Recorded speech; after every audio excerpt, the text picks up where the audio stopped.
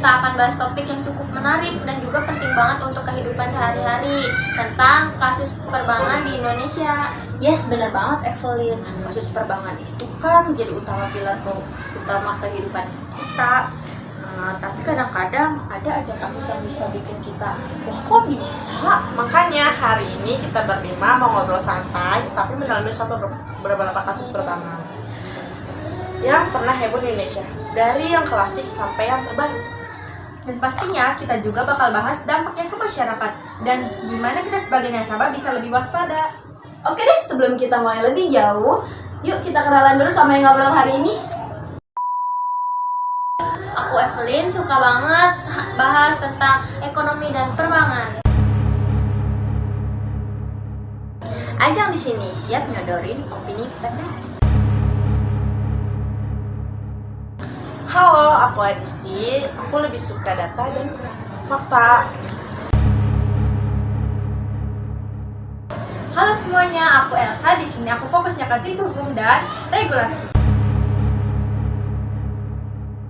Jara di sini Jara akan bahas sosial dan masyarakat.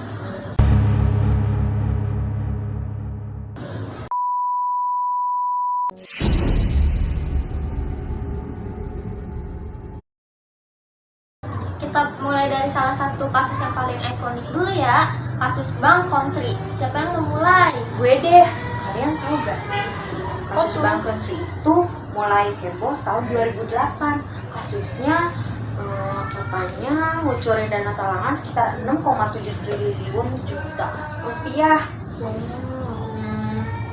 Katanya sih buat menyelamatkan bank ini dari kolaps. Tapi yang bikin masalah, dana itu disebut-sebut mengalir ke tempat yang nggak jelas, bahkan ke pihak-pihak tertentu yang nggak semestinya.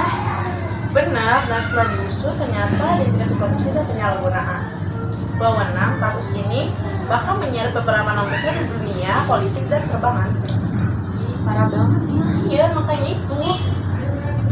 Secara hukum ini jadi pembelajaran banget soal pentingnya transparansi dan pengawasan ketat terhadap lembaga penjaminan simpanan yang disingkat dengan LPS dan Bank Indonesia waktu itu.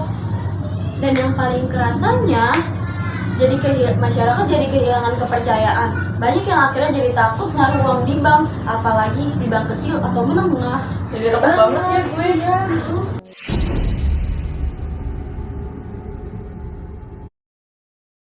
Nah, selain Blailot, ada juga kasus rekayasa kredit loh.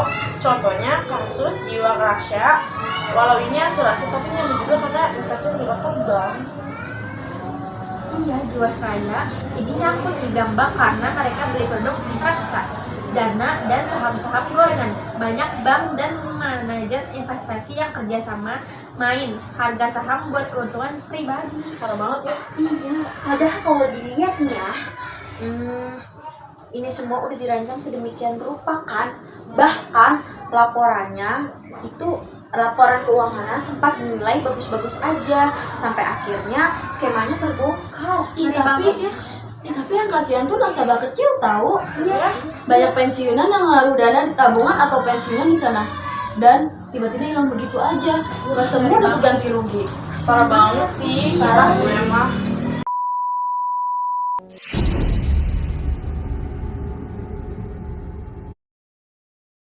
Sekarang kita geser ke isu yang paling modern, cyber fraud alias penipuan digital. Banyak banget kasus pembobolan rekening lewat SMS basic, fake banking apps, atau sosial energi. Contohnya pembobolan rekening itu nasabah BRI atau BCA yang tiba-tiba kehilangan uang jutaan rupiah.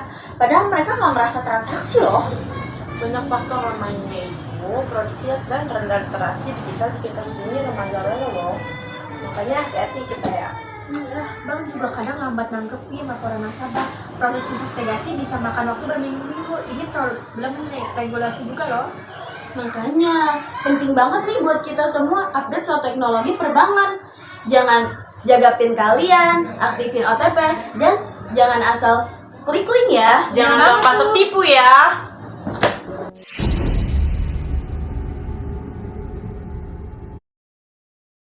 Lalu apa peran OJK? OJK itu apa sih? Otoritas Jasa Keuangan di sini. Oh gitu, baru tahu gua.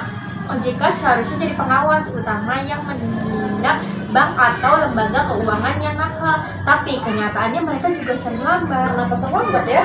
Gak tahu sih, tapi kalau gue pribadi berharap transparansi OJK ditingkatkan ya, termasuk ngeluarin blacklist bank yang sering kena laporan nasabah. Dan dari sistem perlu ada revisi teknologi, SDM di perbankan, pelatihan intensif soal etika, audit berkala, dan teknologi AI buat detektif penipuan harus jadi standar loh. Ya itu kita bisa bikin transaksi palsu tahu, kalau kalian mau tahu mah. Seru Makanya, banget ya. kalau Modern misalnya sekarang udah canggih-canggih. iya, makanya kalau misalnya kalian buka toko itu, kalau misalnya pakai QRIS, kalian pastiin dulu di saldo kalian itu masuk. Jangan sembarangan percaya sama orang lain karena belum tentu mereka itu benar. Kalian yang nonton ini jangan lupa ya, nih ini bahaya banget guys, tolong dengerin ya sampai habis. Makanya kalian itu harus hati-hati, nggak boleh sembarangan terima QRIS dari orang lain. Kalian itu harus cek di rekening kalian, kayak misalnya di Dana, GoPay, BCA. Di BCA itu ada transaksinya loh, di semuanya juga ada. Makanya kalian harus cek dulu apakah itu benar masuk atau tidak. Kalau misalnya tidak, orang yang masih itu kalian tegur, jangan didiemin aja, atau kalian gak percaya karena bisa menunjukkan QRIS palsu. Kalau misalkan disuruh masukin akun Google, jangan mau ya guys, karena itu udah pasti penipuan. Ya betul, apalagi jangan percaya sama judul-judul kayak gitu. Nah, karena di GoPay itu bisa pakai buat judul-judul gitu, jangan bukan di GoPay doang ya, di biasa juga ada di lain-lainnya. Jadi kalian tetap berhati-hati ya. Iya. Guys, ada ajaran aku lagi nih guys. Dan dari sini masyarakat penting buat jaga jadi nasabah yang aktif, waspada, dan sadar hak. Jangan pasif ya. Betul banget. Wah, nggak kerasa udah selama ini ya kita ngobrol. Banyak banget nice snack yang kita dapat hari ini soal kasus perbankan.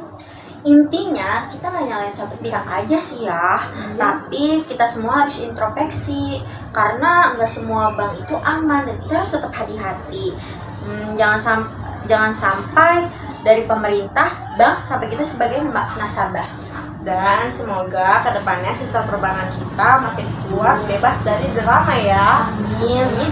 Amin. Dan pastinya semoga kepercayaan masyarakat bisa terus dibangun lewat transparansi dan tanggung jawab. Terima kasih karena kalian sudah mendengarkan podcast kita hari ini. Jangan lupa share ya kalau kalian merasa ini bermanfaat buat kalian. Ingat Sampai ya, jumpa jangan di lupa episode follow. selanjutnya. Tetap berhati-hati. Dadah. Wassalamualaikum warahmatullahi wabarakatuh. Pulang. Diam nggak?